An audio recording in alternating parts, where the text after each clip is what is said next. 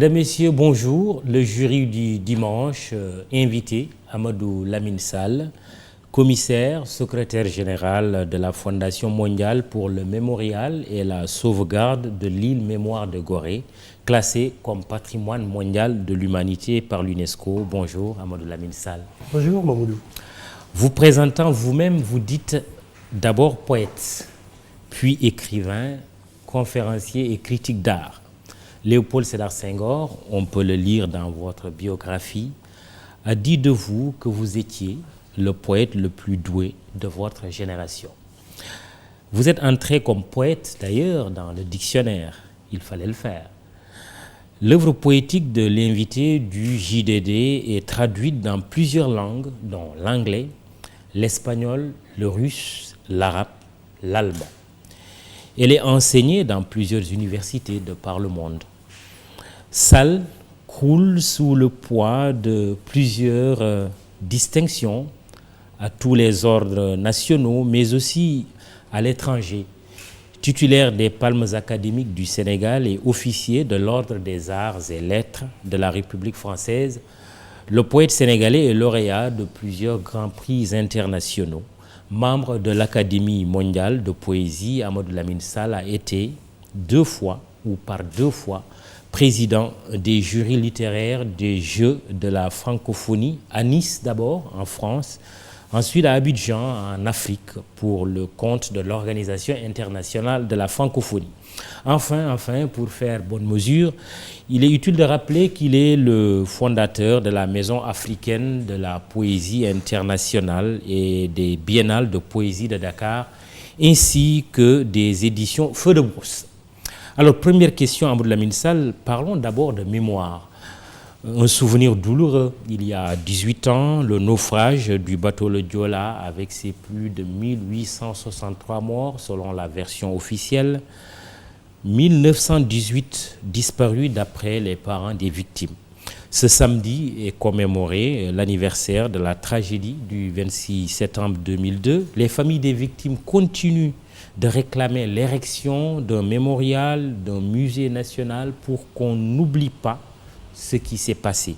Vous qui travaillez sur les questions mémorielles, quelle est l'importance d'un mémorial sur ce drame?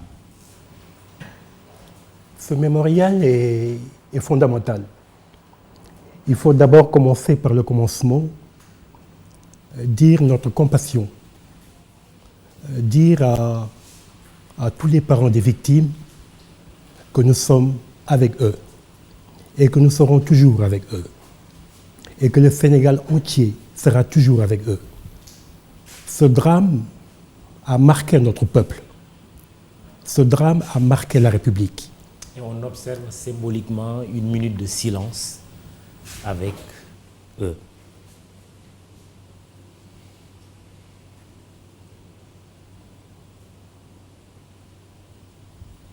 Amadou Lamine Sall. Avec nous, c'est tout le peuple sénégalais qui a observé cette minute de silence. La mémoire est fondamentale. Pourquoi elle est fondamentale? Parce qu'elle nous permet d'évaluer. Et elle nous permet de corriger les fautes. La République, pour dire l'État, n'a pas oublié.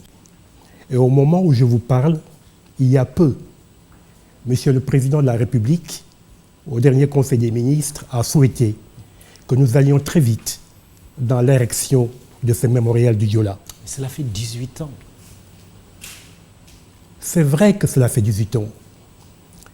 Mais quand on regarde de près ce drame, il ne s'agissait pas seulement de mettre une stèle quelque part, mais il fallait savoir où la mettre, comment la mettre, avec quels moyens et avec qui. Oui. Je crois que la problématique était complexe. L'État ne pouvait pas y aller rapidement et tout seul. Il y a eu plusieurs propositions. Vous savez très bien que la place du souvenir, qui a été dressée sous le président Wade, était l'emplacement même du mémorial du Joola. Je ne sais pas ce qui s'est passé pour que subitement, tout ait été changé. Il ne s'agissait plus du Joola, il s'agissait d'autre chose. Avec l'arrivée du président Macky Sall, je pense que ce projet a été vraiment pris en charge. J'ai vu de mes propres yeux, j'ai participé à des réunions où Michel le ministre de la Culture a tout fait pour que très rapidement ces mémorials puissent enfin être érigés. En Casamance, bien sûr, oui. Le lieu fondamental, c'est un lieu fondamental. On parle aussi d'un musée national en même temps. Dans le complexe, oui. Mais qui a été érigé par l'architecte, il est prévu au musée. Mais croyez-moi, ce mémorial va voir le jour. Avec la mémoire, il faut du temps. Parce que la mémoire, c'est le temps. C'est le temps long. C'est le temps long, oui. Mais on y arrive toujours. Oui. Le plus important, c'est se souvenir. Parce que le premier mémorial du Joola, mais c'est nous. C'est notre histoire. Ce sont les familles des victimes, mais qui sont là. C'est la première mémoire. Ce qui sera érigé sera une mémoire également. Une mémorial qui va rester.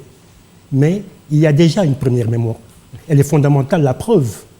Vous l'avez célébrée tout à l'heure en demandant une minute de silence. Pour être définitivement apaisées, ces familles, certaines d'entre elles en tout cas, continuent de réclamer le renflouement du bateau. Et même de dire justice, parce qu'il n'y a jamais eu de procès sur ce drame. Vous leur dites quoi? Les familles ont raison. Elles ont raison parce qu'un tel drame mérite que la justice s'y penche, que l'État s'y penche pour simplement voir les responsabilités. Parce qu'il faut toujours situer les responsabilités. À part des sanctions administratives, après, plus rien. Donc, oui. Prenons le temps, en construisant le mémorial, de trouver le meilleur procédé possible pour que justice soit rendue. C'est-à-dire que l'on sache véritablement ce qui s'est passé. Est-ce que les réparations pécuniaires peuvent ou doivent remplacer la justice? Je ne crois pas que l'argent puisse remplacer la justice. Je ne pense pas que l'argent puisse réparer ce drame dans le cœur des familles actuellement en question. Je pense que la justice est nécessaire. Elle est nécessaire pour faire le deuil. Je dis bien pour faire le deuil. Enfin, la justice est nécessaire. Et je suis de ceux qui croient que cette justice arrivera. Il nous faut simplement du temps. Dans ce pays, le temps nous manque toujours. Mais il faut du temps. Du temps aussi pour sortir ce navire, l'épave, du fond des eaux. Je ne suis pas... On doit vraiment l'envisager aujourd'hui. Je ne suis pas un technicien. Oui. Je ne sais pas. Mais il y a certains qui pensent mais que cette épave est déjà un lieu de mémoire. J'ai entendu des techniciens qui ont fait des plongées, pour voir l'état du bateau, dire qu'il serait préférable que tout s'arrête là. Oui. Parce que ce qu'ils ont vu, mais ce n'est pas possible. Quelqu'un comme Haïdar Ali, par exemple. Comme Haïdar Ali, par exemple. Je ne sais pas s'il a raison. Je ne sais pas qui a raison. Mais je pense que ce drame est tel que nous devons ensemble y réfléchir et trouver le meilleur moyen. Ce bateau est déjà un cimetière. La mer est un cimetière. Je pense que le mémorial qui va être érigé va être un tout petit peu tout cela et va réparer un peu tout cela. Mais je n'ai pas la réponse pour le renflouement de ce navire. Alors, mais Amadou Lamine Sall, comment guérir du souvenir d'une telle douleur? Car si on se met à la place des parents de ces victimes, vous subissez une double peine. La mort d'un proche ou de tous vos proches, parce qu'on l'a vu, des familles complètement décimées, mais aussi l'absence du mort, parce qu'on n'a pas vu son corps, peut-être qu'on ne le verra jamais. Comment guérir du souvenir d'un tel drame, d'une telle douleur? Mamoudou, on ne guérit pas. On ne guérit pas. On ne guérit pas d'un tel drame. On ne pourra jamais guérir d'un tel drame. Non seulement les parents des victimes ne guériront pas, mais l'État ne guérira jamais de ce drame. Parce que c'est un drame douloureux. Maintenant, quand ce mémorial sera érigé, et j'espère qu'il est prévu une liste complète de toutes les victimes, mais du Diola. Pourvu qu'on s'accorde définitivement sur le nombre de morts. On va le faire. Je suis sûr que j'ai entendu hier une émission dans laquelle une association disait qu'elle avait fait le bilan et qu'elle avait une liste et que c'était la bonne. Tant mieux. Cette liste devrait être comparée avec celle que possèdent les services de l'État. Et je pense que nous arriverons à une liste possible. Et tous ces noms, mais qui seront inscrits dans ce mémorial, je crois, mais serviront à faire oublier un peu tout cela. Et puis Mamoudou, il y a quelque chose de fondamental. Nous sommes des croyants. Nous sommes des croyants, et quand j'entends souvent dire que nous avons besoin de voir un corps, nous avons besoin de l'enterrer, je me dis, nous sommes des croyants. Ce qui s'est passé, mais c'est passé. On sait où sont les corps. On sait ce qu'ils sont devenus. Est-ce que nous ne devons pas retourner à Dieu, retourner à notre religion, prier et accepter ce drame et laisser les morts se reposer enfin? Et avec ce mémorial qui va être érigé et qui est en cours d'érection, laisser les parents des victimes, laisser le Sénégal entier pouvoir y aller et savoir que là repose le nom de toutes les victimes. Ce que vous dites là est très intéressant. Il faut, autrement dit, mettre à contribution les communautés, les chefs religieux, les chefs coutumiers, toutes ces communautés qui peuvent intervenir pour peut-être, dans une approche pédagogique, mais aussi en parlant à nos foi respectives, peut-être arriver à apaiser ces familles. Je crois que c'est la solution. Oui. Nous sommes des musulmans, nous sommes des chrétiens. C'est un pays merveilleux, le Sénégal. Et je pense que en construisant ce mémorial, et le jour de son inauguration d'ailleurs, nous verrons toutes les communautés religieuses être là pour dire que Dieu existe, que nous croyons en Dieu, mais que ce qui s'est passé, mais c'est passé. Nous devons le réparer, nous devons le prévenir pour que jamais plus un drame pareil ne se déroule dans notre pays. Mais nous devons retourner à Dieu, être nous-mêmes et regarder ce drame avec beaucoup plus de lucidité et de responsabilité. Jury du dimanche, e-radio ITV, le poète Amadou Lamine Sall en est l'invité. Nous restons sur le thème du Diola et de la mémoire. Tous les bébés Diola, du nom des enfants nés de parents emportés par la mère, ont aujourd'hui la majorité, au moins 18 ans. On en avait fait des pupilles de la nation. Que faut-il faire d'eux et avec eux en 2020, mais aussi dans le futur, puisque vous parlez toujours du temps long? Que faut-il faire d'eux? L'État en a déjà fait des pupilles de la nation. Et c'est important. Et je sais que l'État va continuer à veiller sur eux. Il y a l'État, mais ils ont également une famille, mais du moins je l'espère. Et il ne faut pas que ces enfants dont vous parlez soient traumatisés. Il faut veiller sur eux. Et ils prennent la parole aujourd'hui. on les a entendus. Des garçons, des filles. J'en ai vu une, Ouais. mais qui a pris la parole et j'ai été bouleversé. Mais c'est une bonne chose. Mais que des jeunes sachent mais ce qui est arrivé. Il faut toujours que l'on sache mais ce qui est arrivé. Parce que cela nous guérit quelque part. Et j'ai été très ému d'entendre ces jeunes filles dire qu'il faut faire davantage pour que les parents des victimes soient guéris, pour que les parents des victimes puissent supporter mieux mais ce drame. Bref, qu'il y ait justice. Tout revient, je crois, à cela, faire justice. Mais nous devons être sereins. Nous ne devons pas nous précipiter. Il est bien que les jeunes soient déjà la mémoire de ce qui s'est passé. C'est un bien, mais ce n'est pas un mal. Il faut toujours se rappeler.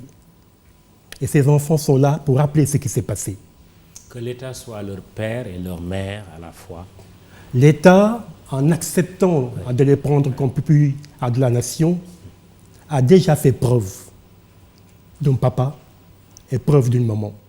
Il faut que l'État continue à le faire. Alors, vous êtes commissaire secrétaire général de la Fondation mondiale pour le mémorial et la sauvegarde de l'île Mémoire de Gorée. Gorée, c'est Gorée. Mais quelle articulation peut-on avoir entre les différents mémoriaux, c'est comme ça que vous dites, oui, et autres musées? Quelle articulation on pourrait en avoir? L'articulation, mais c'est le deuil. L'articulation, c'est la tragédie. Le deuil, la tragédie. Et puis, donc, bâtir une mémoire. Le deuil et la tragédie ont bâti une mémoire. Mais que les hommes la bâtissent ou ne la bâtissent pas, la tragédie est telle que la mémoire est déjà bâtie. Le mémorial de Gorée, vous le savez très bien, c'est des millions et des millions de déportés. De Gorée au Sénégal jusqu'aux États-Unis d'Amérique, la mer est tapissée de cadavres. Et nous devons nous souvenir. Nous avons besoin de nous souvenir. Et je voudrais, sincèrement, vous me le permettrez, rendre hommage au président de la République. Parce que ce projet de mémorial de Gorée, vous le savez, il date. Et souvent, je m'amuse en disant qu'il date depuis Jésus. Le président de la République, et je puis en témoigner, a pris ce projet en main pour que enfin, depuis des siècles et des siècles, nous ayons un mémorial de Gorée qui dit cette tragédie, mais de l'homme noir.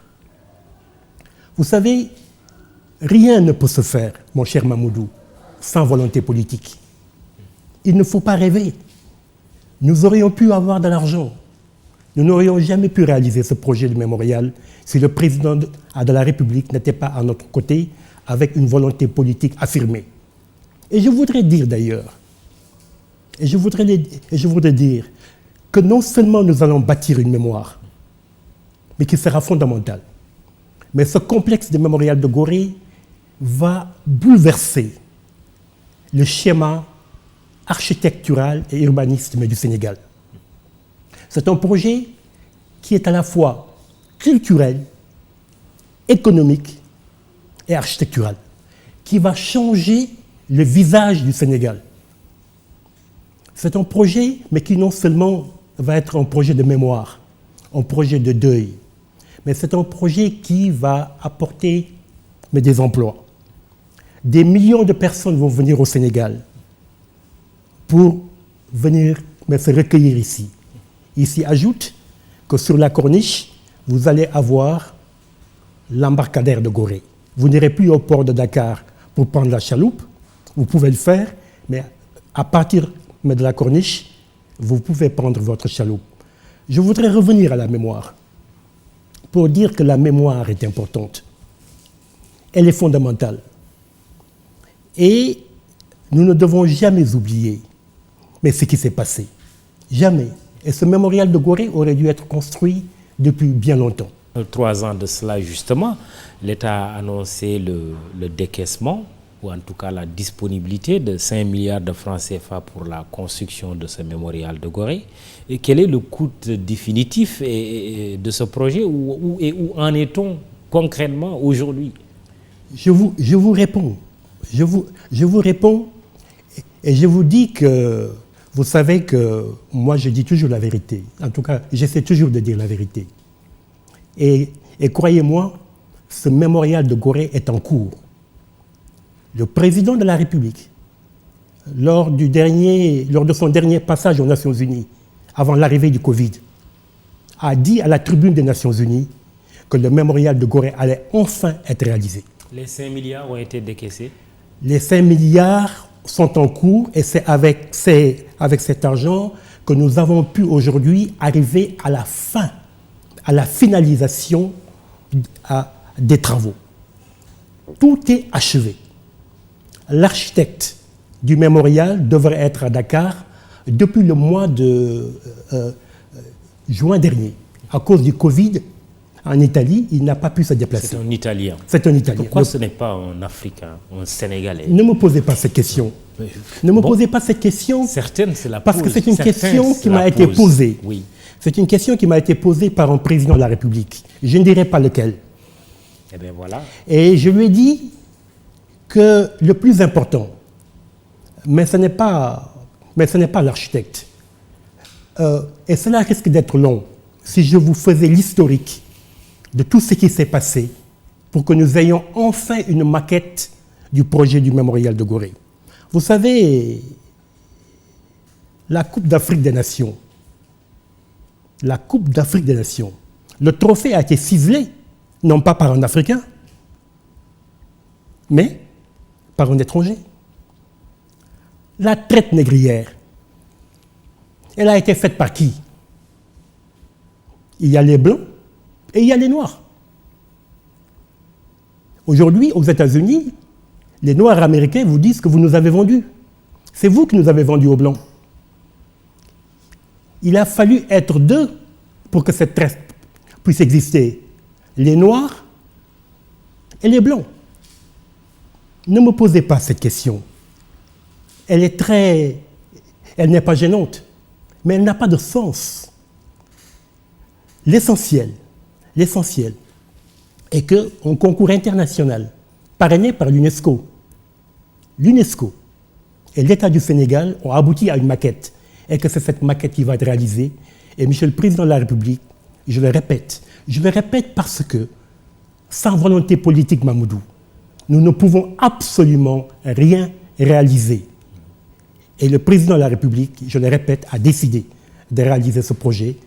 Et moi, je vous affirme, quand, bientôt, nous y sommes d'ailleurs, il reste simplement à l'architecte de prendre l'avion, de venir à Dakar, de rencontrer Monsieur le Président de la République pour que le chantier démarre. Et c'est le Président de la République lui-même qui l'a demandé. Vous voulez que je vous parle d'argent? Je vais vous parler d'argent. Parce que vous adorez qu'on vous parle d'argent. C'est le nerf de la vous guerre, adorez qu'on vous parle de chiffres. Les journalistes adorent qu'on leur parle d'argent et qu'on leur parle de chiffres. On va vous parler d'argent. Le mémorial de Gorée ne sera pas seulement construit par l'État du Sénégal. L'État du Sénégal va participer à la réalisation du projet. 5 milliards. Le président de la République... Donc, les 5 milliards, c'est... Et même plus. Et même plus. Oui, d'accord, le coût et même plus. Parce que le président de la République a dit « Je n'attends personne ». C'est Macky Sall qui parle. D'accord. Je n'attends personne. Ceux qui viendront après, tant mieux. Le coût global mais de je vous donnerai le coût global. Je vous donnerai le coût global. Le coût global, j'y arrive. Je n'attendrai personne pour la réalisation de ce projet. Nous allons commencer et ceux qui voudront nous rejoindront. D'ailleurs, permettez-moi de vous dire que nous avons lancé un appel. Le président de la République a lancé un appel à l'ONU. Et il y a des pays de l'ONU qui ont décidé de prendre part à ce projet. Le coût global, vous le voulez. Le coût global, il était estimé autour de 40-50 milliards de francs CFA. Mais l'architecte qui va arriver dans quelque temps au Sénégal va venir avec le vrai coût. Le vrai coût. Parce que je voudrais vous dire que le coût de l'architecte n'est pas forcément le coût de l'entreprise qui va réaliser le projet. Mais rassurez-vous, Mamadou, l'argent, ce n'est pas le plus important. On le trouve toujours. Le plus important, c'est le projet. Le plus important, c'est la volonté politique de réaliser ce projet. Et quand il y a une volonté politique de réaliser ce projet, mais croyez-moi, on le réalise. Et l'entreprise alors? Vous allez me dire que ce sera aussi une entreprise étrangère? Mamadou, vous allez trop loin et trop vite. Oui. Mais je vous réponds quand même. Oui. Je vous répondrai. L'entreprise, mais nous verrons après. Nous verrons qui construira le projet du mémorial de Gorée. Pour le moment, nous attendons l'arrivée de l'architecte et le président de la République l'attend. Hein. Nous verrons ensemble comment démarrer le projet et le moment venu, nous choisirons l'entreprise. Ne me dites pas qu'il vous faut une entreprise africaine, une entreprise gambienne, une entreprise malienne. Nous verrons, parce que c'est un projet immense. C'est un projet technologique, de haute portée technique. Donc, il faut faire très attention à l'entreprise qui aura en charge de construire ce projet du mémorial de Gorée. L'essentiel, une fois de plus, c'est de dire merci au président de la République. Je ne lui dis pas merci parce que j'ai envie de lui dire merci. Je le lui dis parce que j'ai été témoin de tout ce qu'il a fait pour que ce mémorial se réalise dans un contexte, Mamoudou, dans un contexte mais qui est glaçant, économiquement glaçant. Alors, pour ceux qui ne le savent pas, ce mémorial sera érigé où exactement? Quel sera son emplacement? Dommage que vous me le demandiez. J'aurais bien voulu que vous le disiez vous-même. Oui, je vous le demande pour que ça sorte de votre bouche. Ce projet de mémorial oui. sera construit sur la corniche ouest, en face de l'ambassade du Japon, en face de Rebus. C'est ce site qui a été choisi depuis Abdou Diouf pour construire le mémorial de Gorée, parce que le mémorial de Gorée devait être construit là où il y a aujourd'hui l'hôtel King Fahd Palace. C'était là le site du projet du mémorial de Gorée. On y a construit cet hôtel pour accueillir un sommet de l'OCI. Et le président Abdou Diouf, en compensation, nous a donné le site qui est aujourd'hui mais sur la corniche et qui est face aux Amériques. Bien. Très bien, au moins c'est clair. Le jury du dimanche iRadio ITV, le poète Amadou Lamine Sall est notre invité. Quels sont les enjeux mémoriels pour le Sénégal, pour l'Afrique, j'allais dire pour l'humanité tout entière?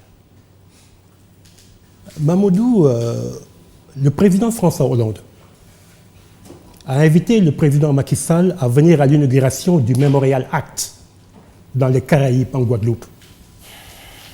Nous y avons été avec lui. Ce Mémorial Act construit dans les Caraïbes, et vous savez ce que représentent les Caraïbes, avec la traite négrière. Il n'y a pas que l'Amérique. Les Noirs ont essaimé partout, mais dans les Caraïbes. Et il suffit de voir ce complexe mémoriel pour savoir combien il est temps que nous construisions également le mémorial de Gorée. Et c'est en Guadeloupe que le président Macky Sall a pris la parole pour dire au président Hollande, nous allons fermer le triangle. L'Amérique, à New York, un mémorial a été construit, érigé. Dans les Caraïbes, un mémorial a été construit et inauguré. Il reste l'Afrique. Je ne dis pas le Sénégal, l'Afrique. Et il se trouve que Gorée n'est pas à Londres, Gorée n'est pas à Paris, Gorée est dans un pays qui s'appelle le Sénégal, en Afrique. Et que l'Afrique, à partir du Sénégal, va construire le mémorial de Gorée. Et le triangle, enfin, va être fermé. Afrique, Amérique, Caraïbes. C'est ce que le président Macky Sall a dit et il est en train de mettre en œuvre. Ce triangle, je vous provoque un peu, ce n'est pas la tour Eiffel, ce n'est pas la statue de la liberté, ce n'est pas le monument de la Renaissance. Mamoudou, depuis l'indépendance du Sénégal, et croyez-moi, Je le dis en toute sincérité, depuis l'indépendance du Sénégal, nous n'aurons pas construit une infrastructure aussi importante culturellement et touristiquement et économiquement meilleure que le mémorial de Gorée. Ce complexe est un complexe tel dans son architecture, c'est un complexe qui est déjà un patrimoine mondial de l'humanité. Ce triangle sera seulement complet quand le mémorial de Gorée sera construit. Et ce complexe Oui. qui sera construit à Dakar Oui. sera meilleur que la Tour Eiffel, sera meilleur que tous les sites touristiques mais que vous avez dans votre tête et que vous me citez.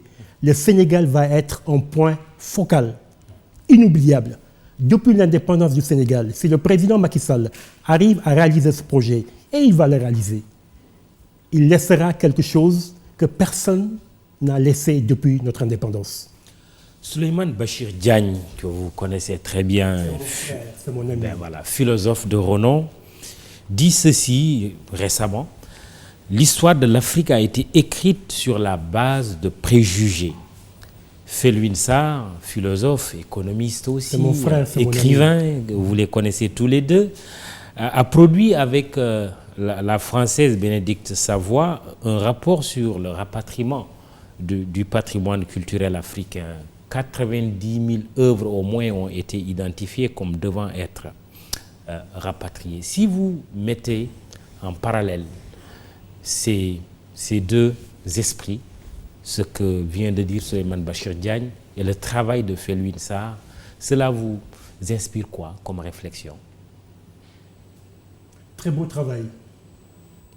Un travail solide. Une fierté. Une fierté. Et je crois que ce qu'ils ont dit, je ne peux que le valider. Il est temps. Je parle toujours du temps. Il faut toujours donner du temps au temps. Personne n'a jamais pensé qu'un jour, un président de la République française se lèverait pour dire « nous vous rendons ce que nous vous avons volé ». Même le verbe « voler » est un verbe mais qui est difficile à prononcer. Je ne dis pas que Macron a dit ce que nous vous avons volé, mais ce que nous vous avons pris. Mais ce n'est pas grave. Avec le temps, tout arrive à s'installer et tout arrive à se faire. Et je pense qu'il est temps que ces œuvres reviennent chez nous, en Afrique. En tout cas, le Sénégal est prêt, avec le Musée des civilisations noires. J'ai même dit qu'il fallait que l'Afrique accepte que toutes ces œuvres reviennent et que nous les gardions pour le moment au Musée des civilisations noires. Et quand tous les pays africains seront prêts pour prendre leur dû, le Musée des civilisations noires leur donnera justement leurs œuvres. Et alors c'est seulement alors qu'on pourra rédiger la vraie histoire de l'Afrique. Puis Souleymane Bachir Diagne dit l'histoire de l'Afrique a été écrite sur la base de préjugés. Écoutez, vous savez, les livres d'histoire ont été écrits par les vainqueurs. Les livres d'histoire ont été écrits par les vainqueurs. Les vaincus n'ont jamais eu la parole, mais c'était toujours le silence. Aujourd'hui, avec le temps, la vérité émerge. La réalité s'impose à tout le monde. Ce qui s'est passé durant la colonisation, durant ces siècles, est en train de remonter à la surface. Et la volonté des hommes, la fraternité, la solidarité, la vérité en nos mots, est telle qu'aujourd'hui, nous sommes obligés de reprendre ce qui nous a été pris. Oui, Souleymane Bachir Diagne a raison de dire que tout a été bâti sur des préjugés. Absolument. Parce que c'est le vainqueur qui a écrit l'histoire. Mais en même temps, on voit la difficulté d'écrire ou de réécrire cette histoire de l'Afrique. Et plus particulièrement du Sénégal. Vous connaissez le projet avec les professeurs Iba Der Thiam, l'écriture de l'histoire générale du Sénégal, des origines à nos jours, des polémiques, des contestations. Cela nourrit, facilite l'écriture de cette histoire. Qu'est-ce que vous en pensez? Il n'est pas difficile d'écrire l'histoire. Mais ce n'est pas difficile. Les Sénégalais ont toujours écrit. Cette écriture de l'histoire du Sénégal, c'est un merveilleux projet. On a bien fait de le faire. On a bien fait de le faire. Maintenant, vous savez, le Sénégal. Le Sénégal est une seule et unique maison, avec 1000 fenêtres. Et chaque fenêtre donne sur une vue différente. C'est ça notre Sénégal. C'est une maison, une seule, mais avec 1000 fenêtres. Mais chaque fenêtre donne sur une vue différente. Ce qui fait que travailler dans ce pays n'est pas aisé. La contestation de cette écriture de l'histoire du Sénégal, je ne suis pas étonné. Je ne suis pas étonné. Alors, elle a été écrite. Des contestations se sont levées. Nous allons corriger et ensemble avancer. Mais il fallait d'abord commencer. Alors, tout à l'heure, je vous parlais de Souleymane Bachir Diagne, de Felwine Sarr, tout un débat sur la fuite de ce que nous appelons, ce que nous considérons comme étant la fuite de nos cerveaux. Souleymane Bachir Diagne, depuis plusieurs années, est aux États-Unis. Tout récemment, Felwine Sarr est parti également dans une université américaine. Faut-il parler de fuite de nos cerveaux? Mais Souleymane Bachir Diagne a répondu. Oui. Felwine Sarr a répondu. Oui. Ce n'est pas une fuite. Souleymane Bachir Diagne, il a tout donné à son pays. Il a tout donné à l'université de Dakar. Felwine Sarr, il a tout donné à son pays. Il a tout donné à l'université de Saint-Louis. Mamadou Diouf et tant d'autres. On ne doit pas dire ne partez pas. À plus forte raison, les rapatrier. Ils ont servi leur pays. Oui. Ensuite, ils sont allés à l'étranger pour faire rayonner leur pays. C'est une fierté. C'est une fierté que des Sénégalais soient nommés dans de grandes universités du monde. C'est la fierté du Sénégal. Mais cela montre le rayonnement de notre pays. Mais cela montre la qualité mais de nos enfants. Nous devrions en être fiers. Est-ce que vous vous rappelez ce que Amadou Alidien disait? Et il disait que dans ce pays, il était difficile de travailler, il était difficile d'écrire. Mais tout simplement parce que notre culture elle-même nous empêchait de travailler, nous empêchait de nous épanouir. Et il faut aller à Paris, il faut aller à Londres, ou bien il faut aller à Toubab Dialaw ou à Saly pour être seul et pour pouvoir travailler. Bref, je veux dire simplement, ces enfants dont vous parlez, Felwine Sarr, etc., ils ont été dans les écoles sénégalaises. Ils ont eu leur formation au Sénégal. Donc, c'est la fierté du Sénégal. Mais ce sont des enfants qui ont été créés par le Sénégal. Et moi, je suis très heureux.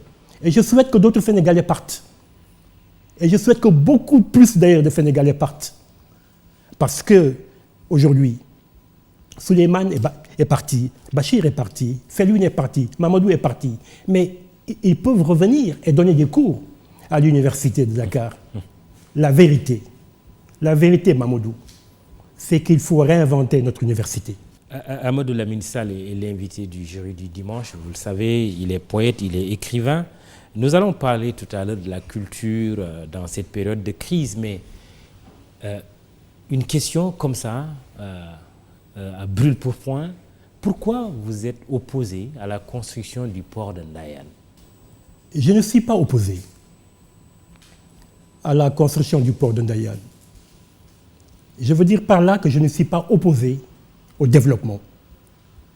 Vous savez, Senghor disait « Je veux combattre la pauvreté,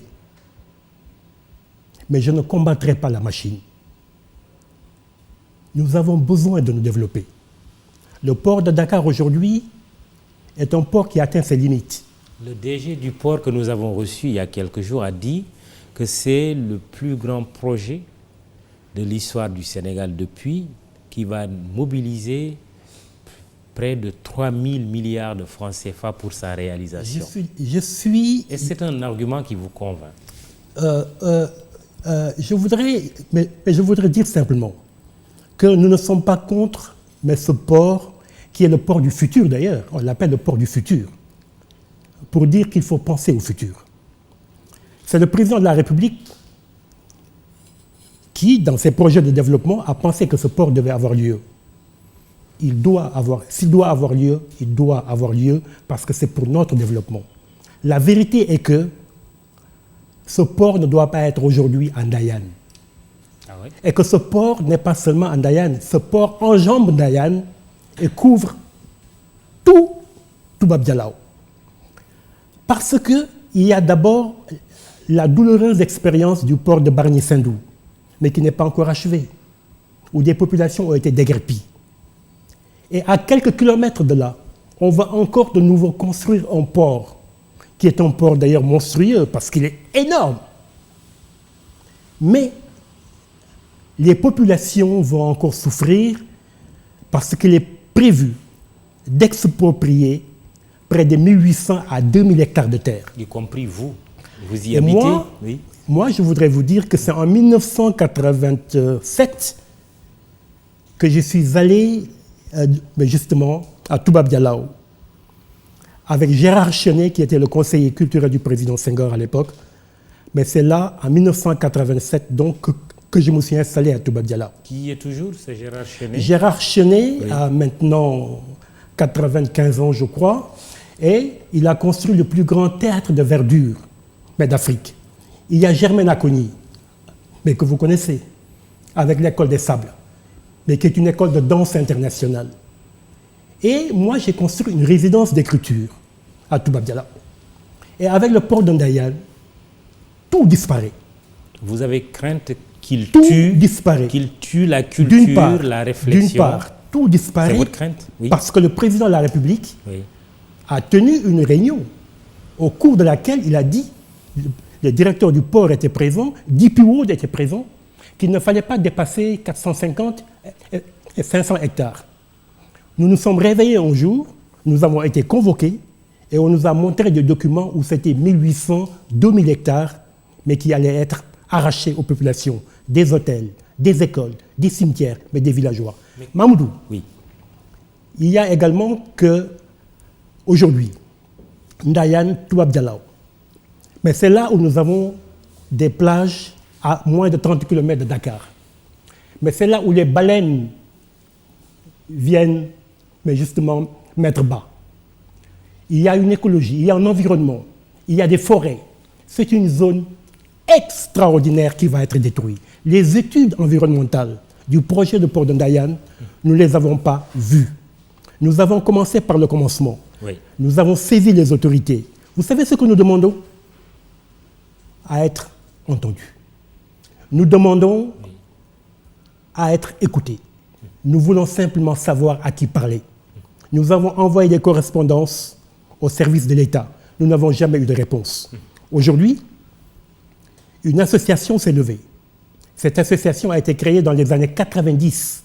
Je répète, 90. Et j'en suis hélas le président. Mais c'est pourquoi on entend ma voix. Pour dire que le port de Ndayane, faisons attention. Il doit être construit où? Puisque vous dites qu'il ne doit pas être en Ndayane. Oui, c'est-à-dire que dans ce pays, il y a quand même tout ce littoral jusqu'à Saint-Louis du Sénégal. D'accord. Tout ce littoral jusqu'à Saint-Louis du Sénégal. Vous voulez son déplacement? Il faut déplacer ce port.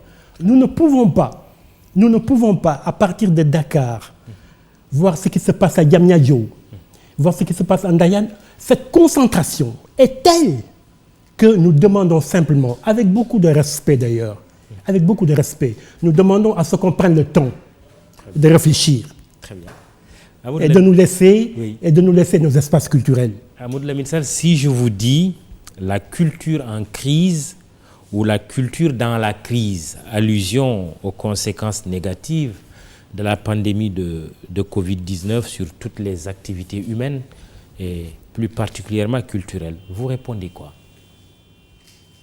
Mamoudou, je réponds que la culture, mais c'est d'abord notre identité. Est-ce que notre identité est en crise? La culture, c'est d'abord notre identité. Et cette identité a toujours été en crise, d'ailleurs, mais depuis la colonisation. Alors, on a pensé que cette identité était en crise. Et c'est parce que cette identité était en crise, mais que Senghor a inventé la négritude. Et que des Noirs se sont levés à travers le monde pour l'African personality. Donc, moi, j'ai toujours pensé que notre culture n'était pas en crise. Elle était en mouvement. Elle est en marche. Et cette culture-là, cette identité-là, elle n'est pas en crise. Et si elle est en crise, mais cela est dû à la mondialisation. Oui, mais quand on décaisse de l'argent pour soutenir des acteurs culturels, mais je vais y venir. Ce n'est pas une façon de reconnaître qu'il est en crise. Il y a la culture comme identité d'un peuple. Il y a la culture comme créativité. La créativité. Elle est importante, la créativité, parce que c'est la culture qui donne la créativité. Mais ce sont les musiciens, les troupes de théâtre, les gens qui ont besoin de faire des spectacles pour vivre, comme les musiciens, comme les troupes de théâtre, mais qui doivent se reproduire. Oui, il y a un problème parce qu'ils sont touchés dans leur activité professionnelle. Ils ne peuvent plus travailler, donc ils ne gagnent plus d'argent. Mais comment faire pour que la culture soit une solution pour sortir de la crise? La culture est une solution pour sortir de la crise parce que la culture, c'est la puissance de l'imagination. La culture est le fondement de tout. Ce mardi se tient le Conseil présidentiel sur la relance de l'économie. Vous êtes en train de dire qu'il ne faut pas oublier la culture? La culture n'a jamais été oubliée. Oui, elle n'a jamais été oubliée. Ce conseil présidentiel-là. Oui, j'ai lu la liste de ce qui allait être dit. Bon, même si la culture n'y est pas, mais ce n'est pas important. On ne peut pas tout y mettre. Hein? On parle souvent il faut rebooster l'économie du Sénégal. Et on cite l'agriculture, on cite la santé, on cite les logements. Hein? Mais la culture est le fondement. La culture est le fondement. Et je pense vraiment, mais je le dis en toute conscience, hein, la culture n'a pas été laissée en rade dans ce pays depuis Senghor. Oui. Depuis Senghor. Oui. Aucun président de la République n'a laissé en rade la culture. Peut-être, mais que certains, tous les présidents de la République ont eu Senghor dans le rétroviseur. Il y en a eu un qui avait tellement Senghor dans son rétroviseur qu'il voulait faire mieux, il a fini par faire mal. Il était son propre ministre de la Culture et chaque semaine, il changeait de ministre de la Culture. Pour dire simplement, je ne dirai pas de nom, mais on le reconnaît. C'est parmi nos présidents. Oui, c'est parmi nos présidents. Mais ce qu'il faut retenir, c'est qu'aucun président de la République du Sénégal n'a laissé en rade la culture. La culture a toujours été le rétroviseur. Vous entendez vous-même des Sénégalais, je ne parle pas des présidents de la République, mais vous entendez vous-même des Sénégalais dire que la culture n'a pas d'importance. Il faut gérer d'autres secteurs et ne pas nous étouffer avec la culture.